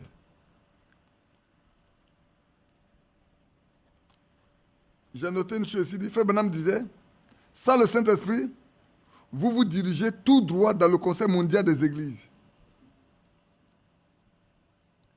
Sans le Saint-Esprit, vous allez vous diriger tout droit. Quelqu'un me dit, mais non, ce n'est pas vrai. Frère, aujourd'hui, j'ai noté beaucoup de choses. Hein. Toutes les dénominations, ils sont déjà, vous le savez, non? Toutes les religions, toutes les dénominations sont déjà dans le Conseil mondial des églises. Ils n'ont rien à faire. Ils sont déjà. Ceux qui manquent, c'est nous. Et ça, le Saint-Esprit, on ira. Demande à Frère Lambert, il a déjà fait un son là-dessus. J'ai noté ça ici même. J'ai noté ça, voilà. J'ai noté pour Lambert là. Demandez-le-lui. On l'a dit. Ah, mais vous avez compris maintenant. Maintenant, vous venez nous rejoindre. Vous avez bien compris. Et depuis longtemps, ça la tracasse qu'aujourd'hui. Elles sont toutes en train d'aller dans le sein de leur mère. Tout le protestantisme. Ils ont les mêmes dogmes. Ils ont les mêmes enseignements. Ils ont les mêmes formes d'adoration. Que ce soit de Luther, de Wesley, de Calvin, de Knox, même les pentecôtistes. Maintenant, vous savez comment ça se passe. Dans ce dernier temps, vous avez eu les réunions que le pape a fait avec les mouvements musulmans, islamiques. Tout le monde va doucement, progressivement, frère. Sans le Saint-Esprit, vous manquez de discernement. Le temps va venir, vous allez rentrer progressivement dedans. On parle de la paix, mais c'est la paix. On parle de l'adoration, mais on adore Dieu. La première, vous allez voir qu'ils vont même demander aux Juifs. Les Juifs voulant avoir la paix pour construire le temple, mais ils vont rentrer dedans. Quand vous allez voir le mais attends, même les Juifs savent dedans nous-mêmes, nous aussi. Sans le Saint-Esprit, frère, nous irons tout droit, tout droit, tout droit, tout droit dans l'enfer.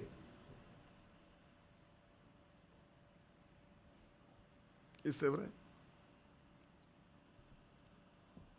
Que voulons-nous? La paix? La paix sans le Saint-Esprit, ça n'existe pas. L'unité sans le Saint-Esprit, ça n'existe pas. Quelqu'un est venu me voir, me parlant des problèmes qu'on a. C'est Dieu qui décide. Ce que Dieu décide, nous, on s'accommode. Quand Dieu décide une chose, on fait ce que Dieu veut. C'est ça, non? On dit qu'on n'est pas satisfait. Si Dieu décide une chose, qui peut s'opposer à ça? Personne. C'est pour ça qu'on doit avoir le Saint-Esprit. Pour comprendre les volontés de Dieu. Même quand c'est contraire à nos projets, nous devons nous y soumettre. Nous devons demander à nos cœurs de se plier à la volonté parfaite de Dieu. Pas la volonté des hommes. Pas la volonté des hommes. Frère, si quelque chose se passe, cherchons d'abord à voir où est Dieu. En quoi il est. Est-ce qu'il est dedans ou il n'est pas dedans? D'abord, avant de prendre une position quelconque. Ne nous précipitons pas. Je l'ai toujours dit, frère. Quand il y a des situations, ne vous précipitez pas de prendre une décision. Attendez jusqu'à ce que vous soyez convaincus que Dieu est là. Et que c'est lui qui vous conduit. Alors, vous ne serez plus dérangés. Quand quelqu'un viendra, tu dis, cher frère, tu es bienvenu, mais tu es venu en retard. Chère sœur, je t'ai compris, mais tu es venu en retard. Comme j'ai dit à quelqu'un la fois dernière, ce que tu dis, est-ce ainsi dit le Seigneur ou c'est un conseil? Il dit c'est un conseil. Bon, si c'est un conseil, c'est venu trop tard. Si c'est un conseil, c'est déjà venu trop tard. Nous, on arrive au temps où, j'ai noté beaucoup de choses, on arrive au temps où on veut nous dire, ça, c'est un oracle de Dieu.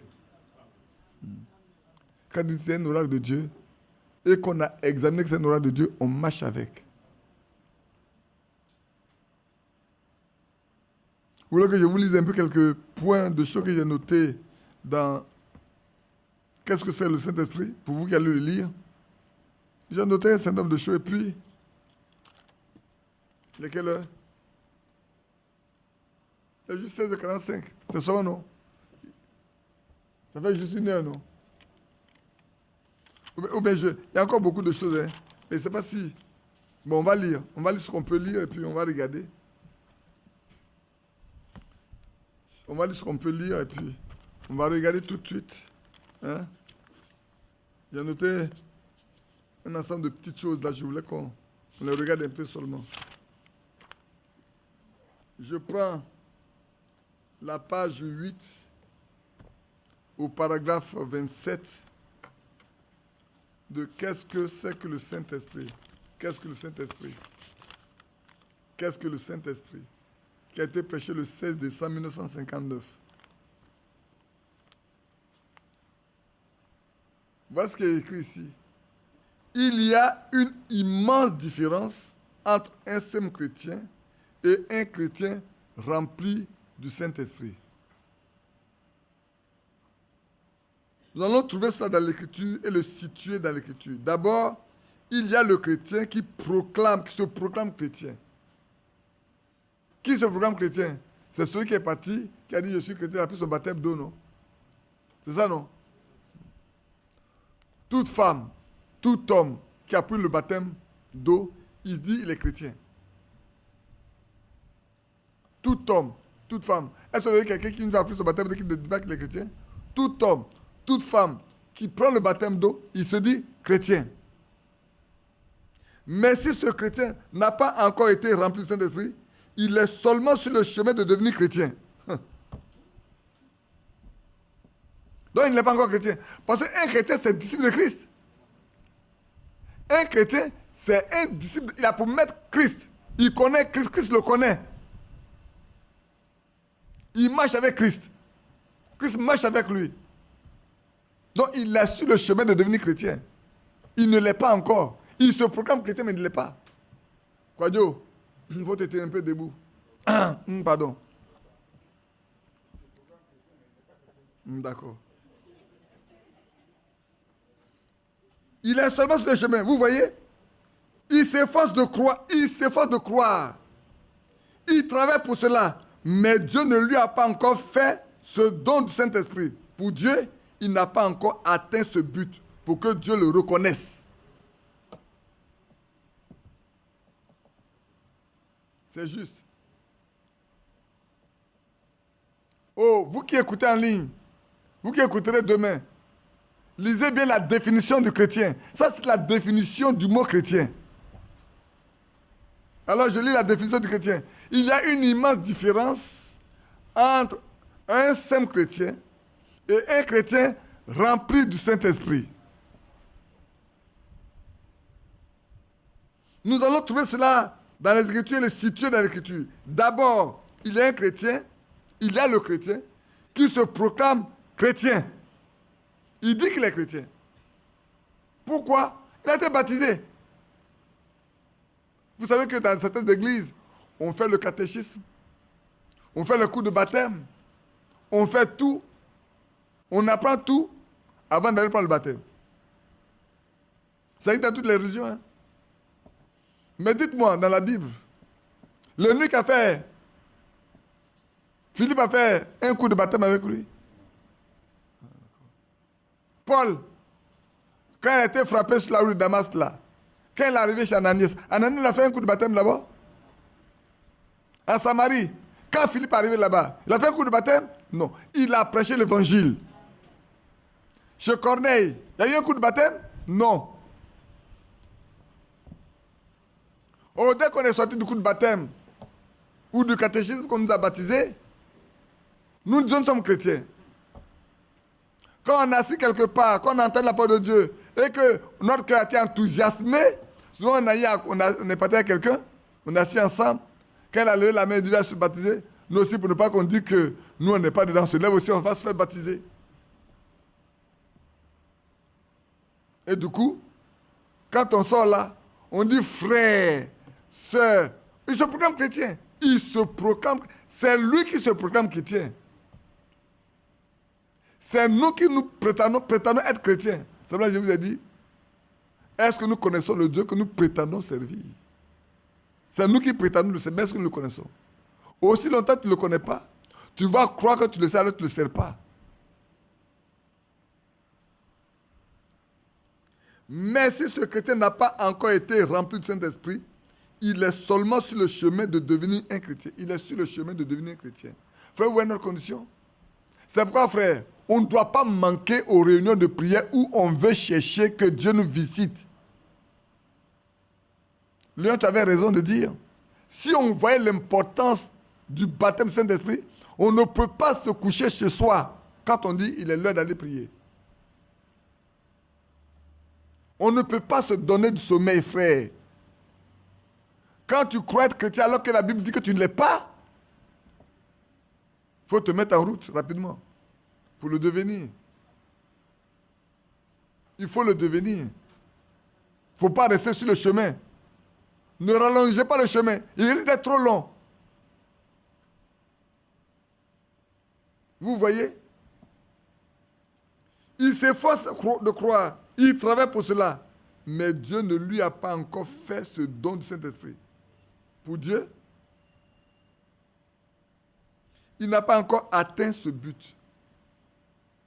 Que Dieu le reconnaisse comme chrétien. n'a pas encore atteint le but pour qu'il devienne chrétien. Pour Dieu.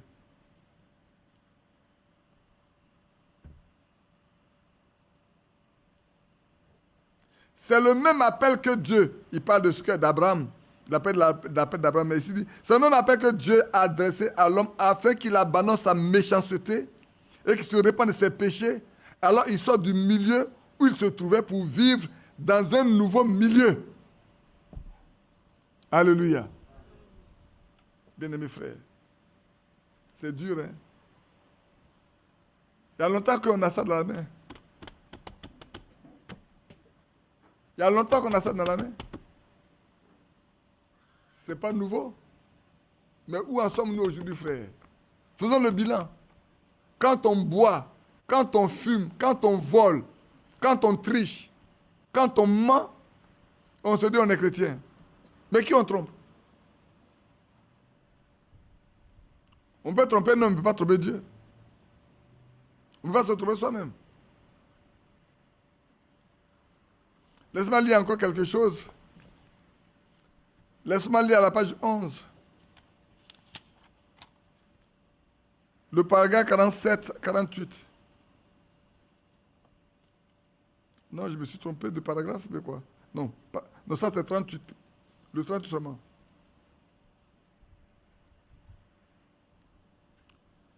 Quand vous êtes chrétien, vous êtes tellement différent quand le Saint-Esprit vient en vous que le monde ne vous aime plus, s'oppose à vous et ne veut plus rien avoir à faire avec vous. Vous êtes né dans un autre monde. Vous êtes aussi étranger. Quand le Saint-Esprit vient, vous êtes devenu différent. C'est un signe. Il vous a marqué. Il a mis sa marque sur vous. Quand Dieu met sa marque sur toi, le diable sait. Il voit. Alors il se révolte contre toi. Il soulève les gens contre toi. Il va soulever les gens contre toi. Frère, ne vous surprenez pas, ne soyez pas surpris que souvent les gens se révoltent contre vous pour rien. C'est l'œuvre du diable. Le diable sait que vous êtes marqué, vous appartenez au Seigneur, et quand on ne peut pas marcher de la même manière, il faut qu'il vous provoque. Mais quand il vous provoque, c'est pourquoi? Le diable veut que vous faites mentir la Bible. Qui m'a compris? Le diable veut que vous faites mentir la Bible. En d'autres termes, si vous n'êtes pas vraiment un chrétien, votre nature va prouver que vous n'êtes pas. Sinon, vous ne pouvez que confirmer la Bible en vivant comme la Bible dit que le chrétien doit vivre. Vous pouvez trouver deux chrétiens qui sont ensemble, vous allez voir le comportement qu'ils vont afficher l'un de l'autre.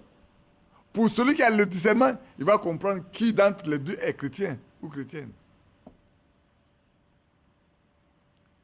C'est vrai. Hein? Souvent, ne soyez pas surpris que telle personne se comporte comme ça ou telle personne se comporte ainsi. Ils ne sont pas de la même nature. Ils sont de nature différente. Ils ne marchent pas de la même manière. Ils n'ont pas la même source de vie. Ils ont une source de vie différente. Abel avait une source de vie différente de celle de Caïn. C'est pour ça que Caïn ne peut pas aimer Abel. Caïn ne peut pas aimer Abel. Ce n'est pas possible. Le chrétien ne peut pas haïr. Un vrai chrétien ne peut pas haïr. Quelque chose qu'on va lui faire, il ne peut pas haïr. La haine n'est pas dans son cœur. Ce n'est pas sa nature. Oui, frère. Je lis encore un ou deux et puis on va s'arrêter. Disons à la page 13, les 47, 48.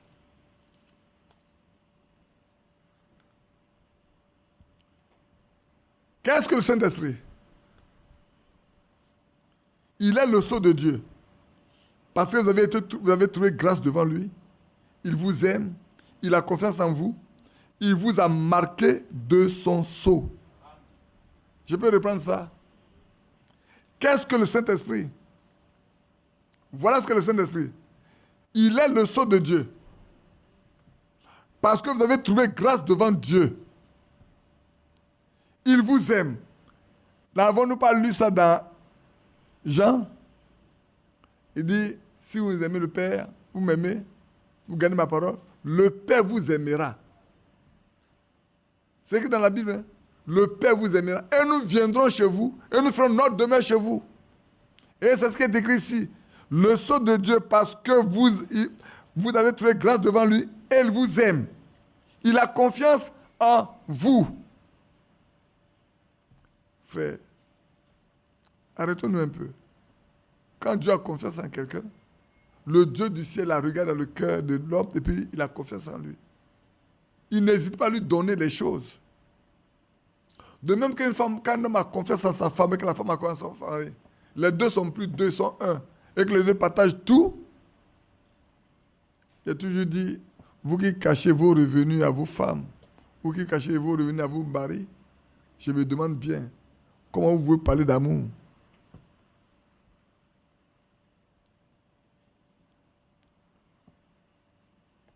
Comment pouvez-vous parler d'amour? Cet amour-là n'est pas celui que Dieu nous a donné. Hein.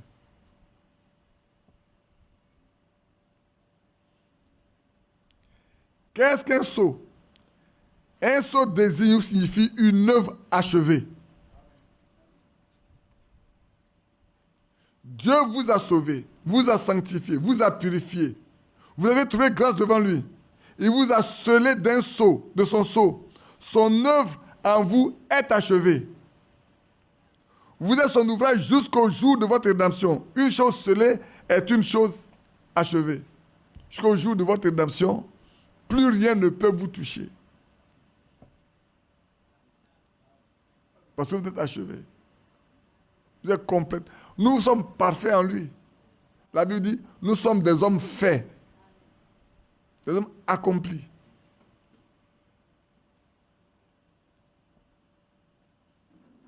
Remarquez ceci. Le Saint-Esprit est un signe. Je vais dire, le Saint-Esprit est un sceau. C'est un signe que Dieu a donné à ses enfants, à ceux qu'il a choisis. Le rejeter, c'est être exclu du monde élu. Si quelqu'un ne veut pas avoir le Saint-Esprit, il s'exclut du monde des élus. Vous vous souvenez qu'on a lu? Attendez, je vais reprendre ce passage-là. Je vais reprendre ce passage. Je vais reprendre les trois passages. Laisse-moi lire Exode 19, d'abord, puis je reviens dans Pierre, dans 2 Pierre, Exode 19. On a lu ça la fois dernière. J'aimerais qu'on le relise encore cet après-midi. Exode chapitre 19. Le verset 5. Maintenant, si vous écoutez ma voix, et si vous gardez mon alliance, l'alliance en son sang, bien sûr, pour nous, vous m'appartiendrez entre tous les peuples, car toute la terre est à moi. Parmi tous les peuples, parmi toutes les nations, vous lui appartiendrez en propre. Il n'y a pas de discussion là-dessus. Vous serez pour moi un royaume de sacrificateurs, une nation sainte. Amen. Nous serons saints. C'est une nation des élus, un monde élu. C'est un peuple élu, un peuple mis à part, différent de tous les hommes, de toutes les femmes. C'est pour ça que ce matin, tout à l'heure, quand on a parlé de cette femme-là, que le mari a éprouvé et qu'elle a trouvé grâce devant ces hommes-là, au point où les 4 hommes, ce matin-là, ont compris que Dieu existe en réalité et qu'il transforme la nature des hommes. Ils ont donné leur cœur à lui. L'homme même a trouvé l'occasion.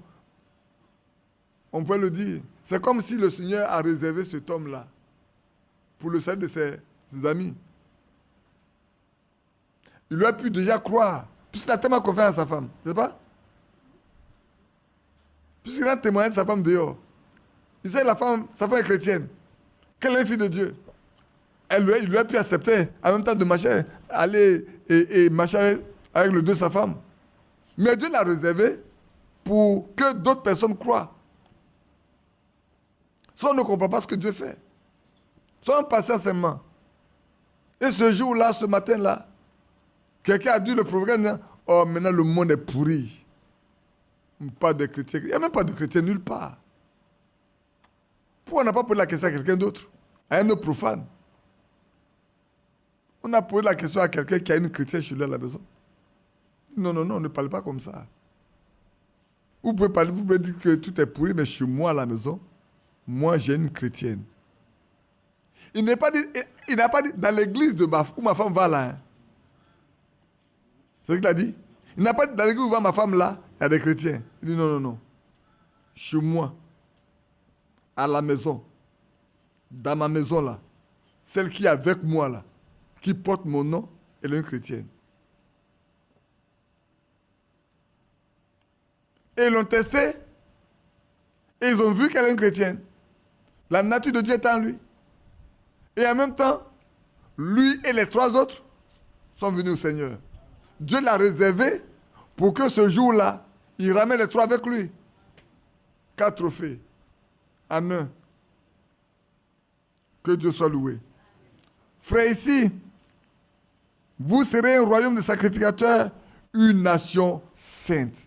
Non pas un peuple qui est souillé. Une nation, nous qui sommes là, si on nous prend un nation, nous sommes tous saints, nous formons une famille sainte. Si nous sommes tous saints, Dieu déversant sa sainteté à nous, nous formons une nation sainte, un peuple saint. Nous, il n'y a pas à part entière. Il n'y a pas de discussion là-dessus. Et c'est lui qui le fait. Et le temps est arrivé, frère, ça doit être réel. Quand on va dans 2 Pierre,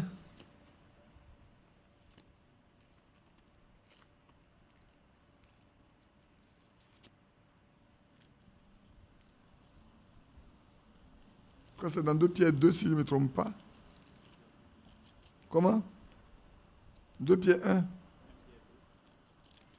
C'est 1 Pierre 2. Ah oui, c'est 1 Pierre 2. 1 Pierre chapitre 2.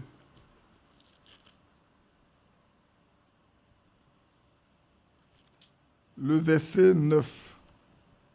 Vous, au contraire, vous êtes une race élue. Un sacerdoce royal. Une nation sainte. Un peuple acquis. Pourquoi? Afin que vous annoncez les vertus de celui qui vous a appelé des ténèbres à son admirable lumière.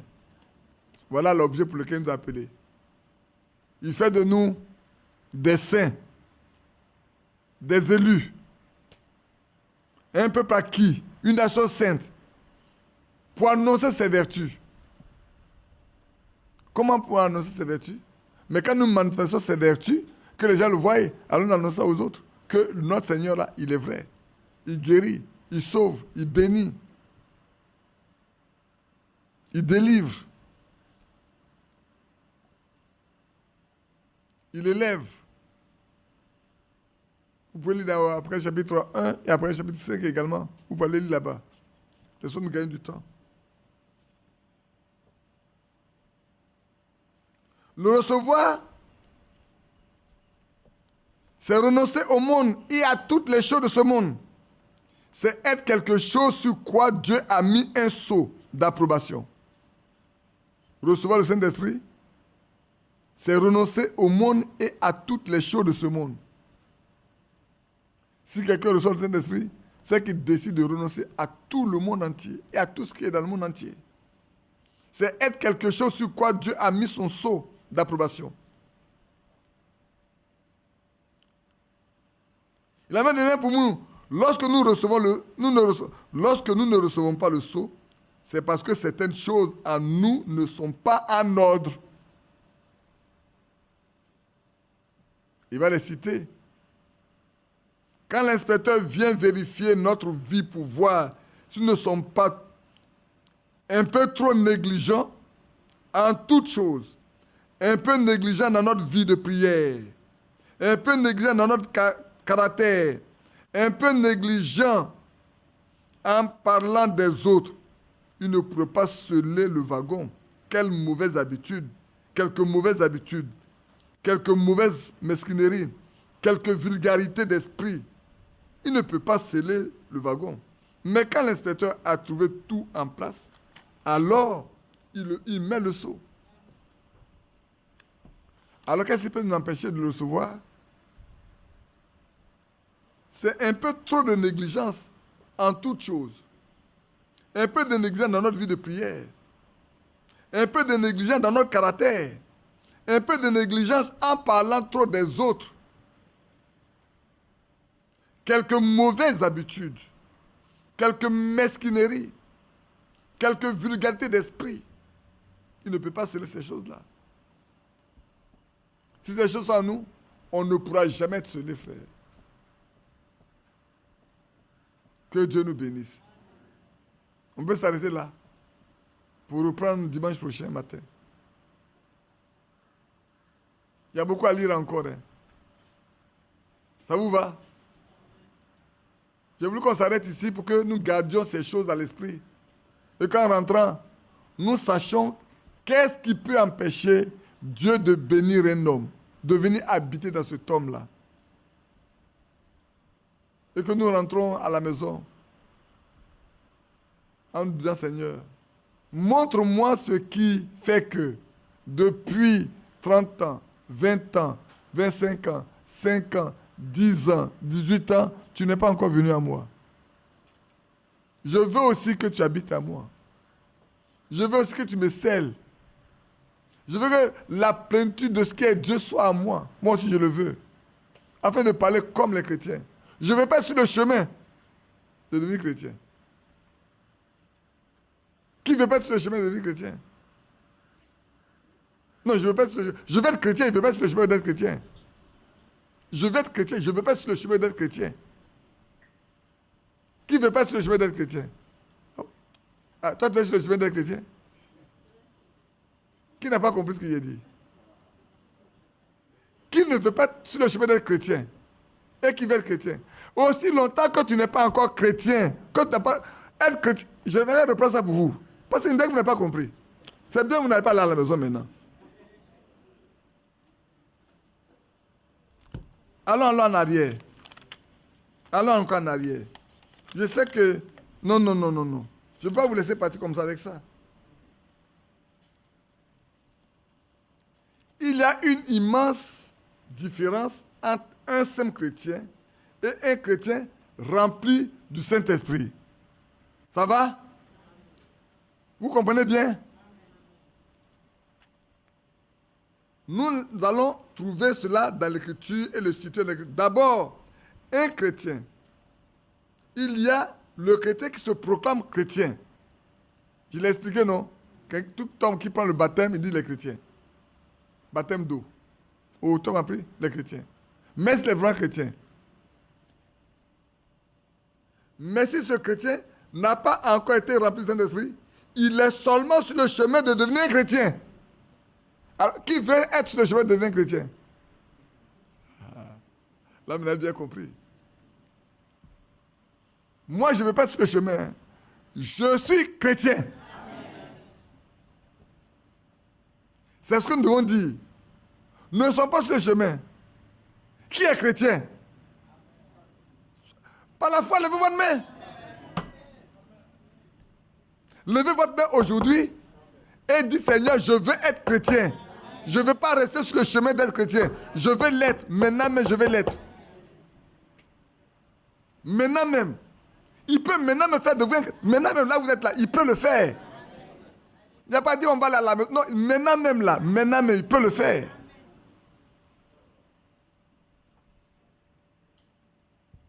Que Dieu nous bénisse. Maintenant, vous avez bien compris, on va se lever. Pour nous demander de faire de nous des chrétiens. Nous ne voulons pas rester sur le chemin. 30 ans de rester sur le chemin, 20 ans de rester sur le chemin, 5 ans, 10 ans, 3 ans. On est... Non. On veut mettre fin à ça. Le baptême d'eau, c'est vrai. Ce n'est pas suffisant pour ça. Prions ensemble. Père Céleste, il y a longtemps que nous avons ce message entre les mains. Nombre d'entre nous ont plus de 40 ans. Le message, même si en Côte d'Ivoire, 50 ans. Donc il y en a qui ont déjà plus de 50 ans, plus de 60, plus de 40 ans, plus de 45 ans, plus de 30 ans, plus de 20 ans. Mais sont tous sur le chemin d'être chrétiens. Notre Dieu. Nous voulons plus sur le chemin. Fais de nous dès maintenant un fils à la gloire de ton nom. Remplis de ton esprit, Seigneur, tout ce qui a été un obstacle dans notre vie jusqu'à aujourd'hui. Ce soir, tu nous as dit un peu de mesquinerie, un peu de bavardage sur les autres, un peu trop de méchanceté, un peu de négligence dans nos prières, dans notre vie de prière, dans nos caractères de prière. Beaucoup de choses ont été perdues puissantes. Nous n'avons pas fait attention. Nous n'avons pas du tout fait attention que c'est ces choses-là qui étaient des obstacles. Oh Dieu. Et tu as dit notre douceur également. Le Seigneur approche. Nous sommes devenus rigueux, rigoristes. Des choses qui ne te plaisent pas. Père, interviens, notre Dieu. Remplis chacun de nous. Maintenant même, assez de faire de nous des véritables fils et filles à la gloire de ton nom. Remplis jusqu'à toute la plénitude de Dieu. Comme Paul a dit, être rempli jusqu'à toute la plénitude de Dieu. Seigneur, interviens simplement. Nous comptons sur toi. Nous nous attendons à toi. Nos regards sont fixés sur toi. Nos mains sont tendues vers toi. Il n'y a que toi seul. Nous apportons sur le calvaire ce lourd fardeau, ces grands besoins. À la croix, nous apportons sur la paix.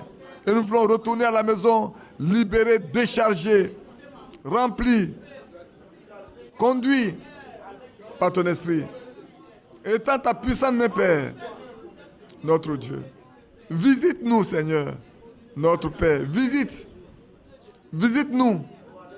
Visite mon âme. Visite l'âme de mon frère et de ma soeur. Visite chacun de nous. Et fais de nous des disciples à la gloire de ton nom. Des hommes et des femmes dont la vie a complètement changé. Les choses ne sont plus les mêmes. Tout est devenu nouveau. Père céleste, bénis simplement, Père. Étends ta main, notre Dieu.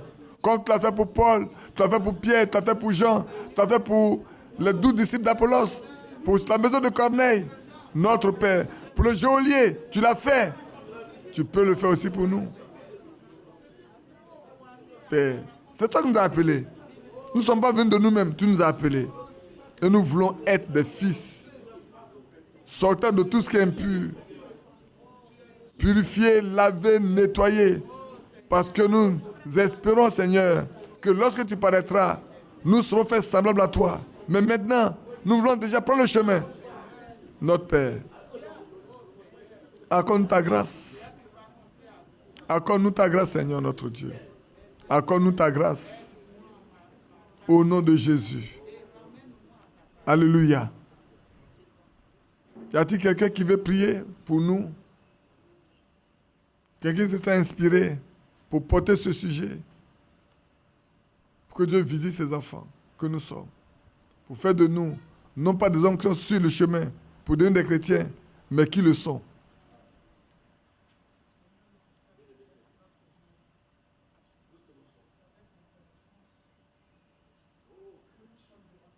Oui, Jésus. C'est d'un cœur reconnaissant, notre Père Céleste, que depuis ce matin, nous écoutons ta voix. Parce que tu nous aimes. Amen. Et tu n'as pas lésiné sur les moyens. Non. Non seulement pour nous racheter, mais pour nous entretenir. Amen. Et ce matin, tu as parlé. Ce soir encore, tu nous as visités par ta parole. Amen. Hier, mon bien-aimé frère Achille pouvait nous dire, l'œuvre de Golgotha est une œuvre parfaite. Amen. Et on pourrait ajouter, nous devons être parfaits aussi. Amen. Si tu as fait une œuvre parfaite, c'est pour que nous devenions parfaits. Parfait. Amen. Seigneur Dieu Tout-Puissant, Amen. Amen. écoute les cris de nos cœurs. Amen. Il est dit, souviens-toi de David. Oui.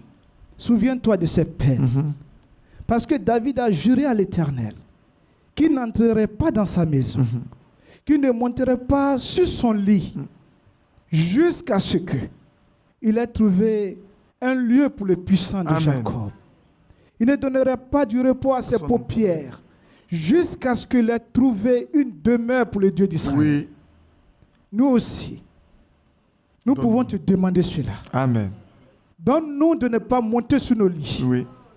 Jusqu'à ce que nous trouvions un repos Pour notre âme. pour nos âmes, Seigneur. Amen. Les temps sont difficiles, les temps sont avancés. Oui.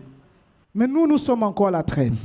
Quelqu'un a dit, tous accomplissent ce que tu as prévu pour eux qu'ils devraient faire. Oui. Il n'y a que les chrétiens qui ne font pas ce que tu leur as recommandé. Oui, c'est vrai. Le monde fait ce qui est prévu qu'il devrait faire. Mais nous, les croyants, nous sommes encore là, Seigneur, à vouloir ressembler au monde. Oui. Délivre-nous de cet esprit de ce Amen. monde. Alléluia. Au nom de Jésus-Christ. Amen. Ézéchias pouvait dire, maintenant mes enfants, cessez d'être négligents. Oh Dieu. Seigneur, que cette parole retentisse dans nos Donc, cœurs. Pour que nous aussi, nous cessions d'être négligents. oui. Pour que nous prenions l'œuvre de Dieu au sérieux. Amen.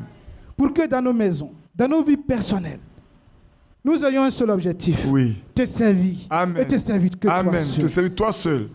Que nos lieux de rassemblement soient des lieux embrasés. Amen. Que nous ne soyons pas des nostalgiques. Non. Des gens du passé. Non. Des gens qui ressassent ce qui s'est passé autrefois. Non. Tu es un Dieu d'aujourd'hui aussi. Oui. Parce qu'il est écrit, Jésus-Christ est le même hier, aujourd'hui, pour éternellement. toujours. Alléluia. Seigneur, fais-le pour l'honneur et la gloire de ton À ton Saint-Nom. Pour que cette épouse que tu as prévu te présenter à toi-même, elle soit effectivement sans tache, Ni ride. ni rien de semblable. Semblable. Au nom de Jésus-Christ. Amen. Amen.